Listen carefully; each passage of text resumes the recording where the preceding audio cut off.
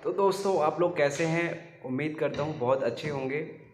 और आज मैं एक ऐसी स्टोरी बताने जा रहा हूँ और उसमें बीच बीच में लीगल प्रोविज़न, कानूनी जो सेक्शंस हैं वो सारे बताऊँगा, जो कि एक हर आदमी को इंडिया में जानने चाहिए। क्योंकि अगर वो नहीं जानता है तो जब भी अगर उसके सामने इवन कोई छोटा कांस्टेबल भी आ जाता है किसी चीज़ को लेकर के, तो व्यक्ति इतना घबरा जाता है और डर जाता है, और वो हर मतलब अपना उसका दिमाग काम नहीं करता है। वो चाहता है कि कितने भी पैसे लग जाए इसको दे दो और मामला फटाफट से इनसे जो है नाम कटवाओ। तो ये इतना डर लोगों में है। तो ये सारी चीज़ें भी बताऊंगा, लेकिन उससे पहले जो कहानी जो आज एक है, एक गैंगस्टर की, हरियाणा का एक इस तरह का गैंगस्टर कभी भी इंडिया में नहीं आया जिसने कि पुलिस स्टेशन पे अपने दोस्तों से हमला करवा दिया। किस लिए? उसको वहाँ से छुड़ाने के लिए। हाँ, आपने ये बहुत सारी मूवीज़ में देखा होगा साउथ की, कि गुंडे लोग पुलिस स्टेशन पे अटैक कर देते हैं अपने साथी को निकालने के लिए। यहाँ एक्चुअल में हुआ था। राजस्थान में 2 बार पूरे पुलिस स्टेशन पे हमला कर दिया था AK-47 से इनके सारे लोगों ने, अपने दोस्त पपला गुज्जर को छुड़ाने के लिए। तो इसके ऊपर बताऊंगा कि क्या था, कैसे हुआ, कैसे बना गैंगस्टर, कैसे नहीं बना, पुलिस ने क्या सेक्शंस लगाए हैं, उस पर कोर्ट ने क्या किया, उस पर क्या प्रोविज़न है, ये सारी चीज़ें मैं बताऊंगा आपको। फ्रेंड्स, जैसे कि हरियाणा का पपला गुज्जर था नाम उसका। तो हरियाणा के लोग एक तरह से थोड़े सेंटिमेंट्स ज़्यादा होते हैं, मतलब इमोशनल उसमें ज़्यादा होते हैं इमोशंस। अगर आप उनसे दोस्ती करते हो तो वो लोग आपको बहुत अच्छे से ट्रीट करेंगे, बहुत आपकी इज्जत करेंगे, सब कुछ करेंगे।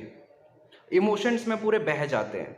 वो ये नहीं समझते हैं कि क्या हो रहा है। जैसे कि सपोज़ आपकी किसी से लड़ाई हो गई, तो आपके जो हरियाणा का अगर कोई दोस्त है, सबसे पहले आकर के आपकी मदद करेगा। और मदद कैसे करेगा? सबसे पहले वो दूसरे वाले को मारेगा जिससे आपकी लड़ाई हुई है।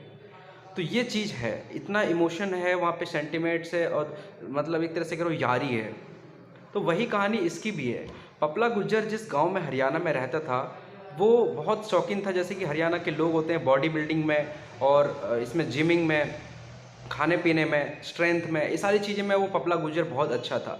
उस गांव में हर कोई इसमें सेना में जाता था, आर्मी वगैरह में सैनिक बनता था। लेकिन तो उन्हीं के बीच में वो सही चल रहा था। पहले तो सारा सही कुछ चल रहा था। वो भी बॉडी बिल्डिंग करता था, 5-6 घंटे अखाड़े में। उसका जो गुरु थे, जिसको गुरु मानता था वो अपने गांव में, जिनका अखाड़ा था, उन अखाड़े में वो प्रैक्टिस करता था पपला गुज्जर, और उनके गुरुजी वही थे। तो ऐसे ऐसे ही बात होने लगी।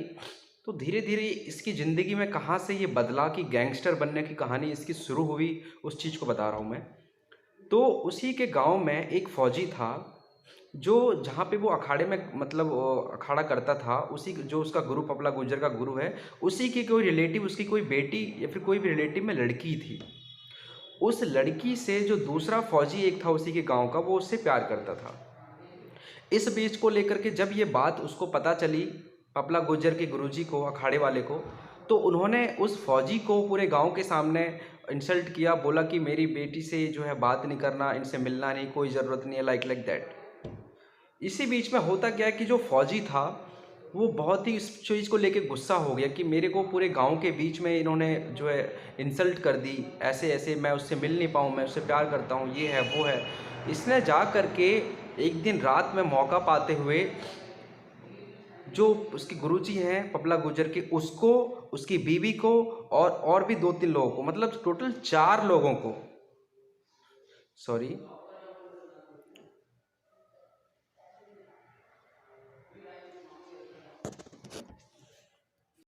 कोई नहीं, बैठे रहो कोई।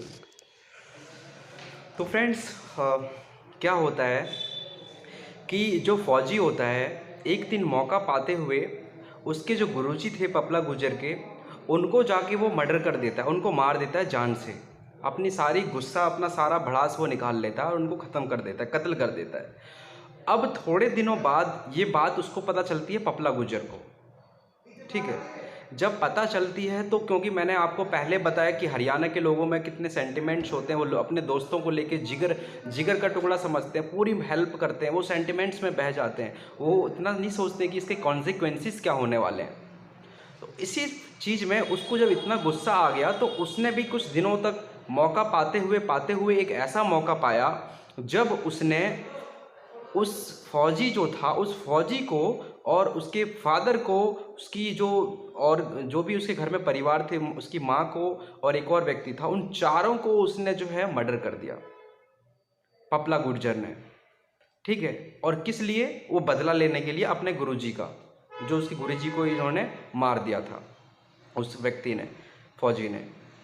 तो अब क्या होता है, ये जब मामला जब पता चलता है कि भाई इतना खतरनाक मतलब केस 4 मर्डर कर चुका है ना, तो इस पे अब क्योंकि बहुत खतरनाक सेक्शंस होते हैं मर्डर के, जिन लाइफ इम्प्रिजनमेंट की सज़ा है, तो अरेस्ट भी मैंडेटरी इसमें होता है। पुलिस को फटाफट बहुत चीज़ें करनी पड़ती है और इसको अरेस्ट ढूंढने लगती है पुलिस। ये पकड़ा जाता है, पुलिस इसको पकड़ लेती है, हरियाणा पुलिस। ठीक है।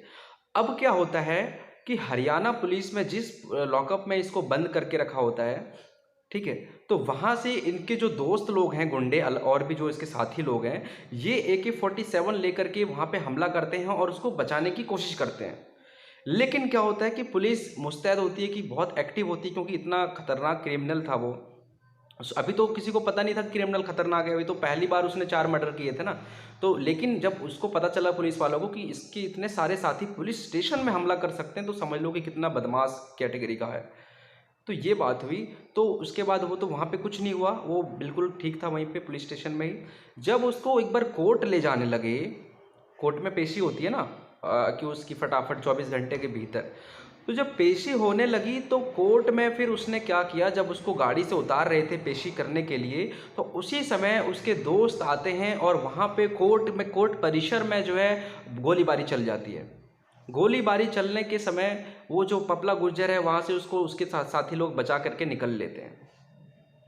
जब निकल लेते हैं तो वहाँ से अब वो बच निकल चुका था। अब मैं इसके ऊपर आपको सेक्शंस बताता हूँ। आईपीसी के सेक्शन 128, 129 और 130।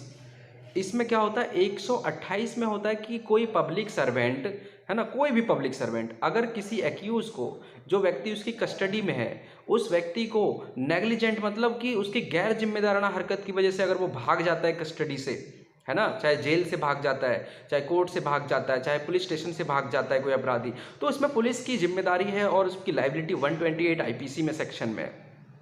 इसी तरीके से 129 में है कि अगर पुलिस जो है जानबूझ के भगा देती है, उसका सहयोग करती है, ऑफेंडर का जेल से भगा देती है, उसकी मदद करती है भागने, कोर्ट से भागने की, पुलिस स्टेशन से भागने, तो 129 आईपीसी का है। इसी तरह से 130 आईपीसी का है कि अगर पुलिस वाला जो है वो क्या करता है कि खुद ही सपोर्ट कर रहा है, मतलब उसको हार्बर कर रहा है, मतलब और चीज़ें प्रोवाइड कर रहा है भागने के लिए। जैसे जेल में है तो जेल में उसको कपड़े दे रहा है, उसको कस्टडी दे रहा है, उसको जो है टाइम बता रहा है, ऐसे ऐसे ये लोग यहाँ पे होंगे, तुम इससे भागना, इस तरह से भागना, तो किसी भी तरीके से उसको फैसिलिटेट कर रहा है बंदे को भागने के लिए कस्टडी से। तो 130 का सेक्शन आईपीसी का, इन सब में पुलिस के ऊपर कार्रवाई चलती है। और ये ऑफेंसेस अगेंस्ट द स्टेट है, मतलब राज्य के अगेंस्ट में ऑफेंस किए हैं पुलिस वालों ने, चाहे public servant, jail authority, jail superintendent, jail के कांस्टेबल, कोई भी व्यक्ति हो। ठीक है। अब जो